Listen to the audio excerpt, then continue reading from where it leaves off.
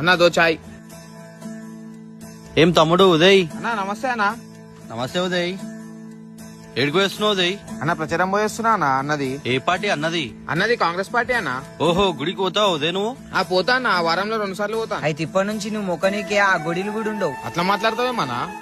నీకు తెలుసా ఉదయ్, కాంగ్రెస్ ప్రభుత్వం వచ్చిన తర్వాత 18 మందిరాల మీద దాడి జరిగింది.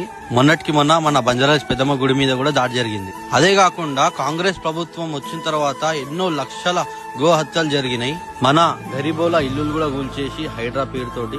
అదే ఓవైసీకి సంబంధించి ఫాతిమా కాలేజ్ మాత్రం కూల్చకుండా ఉంది ఇదే కాంగ్రెస్ గవర్నమెంట్. మరి ఎట్లా సపోర్ట్ చేస్తున్నావు ఉదయ్ నువ్వు? మా తాతల దగ్గర నుంచి అందరం కాంగ్రెస్ పార్టీకే సపోర్ట్ చేస్తామన్నా మా ఇంట్లో. ఈ తాతలకి తెలియక సపోర్ట్ చేసిరు, మరి నువ్వు తెలిసి ఎట్లా సపోర్ట్ చేస్తావు ఉదయ్? లేదన్నా, అన్న గెలుస్తున్నా లైఫ్ సెటిల్ చేస్తానన్నా, అందుకే పోతున్నా నేను. నీ స్వార్థానికి నువ్వు ఆలోచిస్తున్నావు ఉదయ్.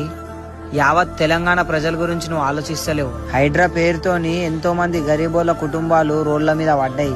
ఈ అరచకాలు నీకు కనిపిస్తలేవా ఉదయ్? అన్న నాకు నిజంగా తెలియదన్న ఈ ప్రభుత్వంలో ఇన్ని అరచకాలు అయినాయని.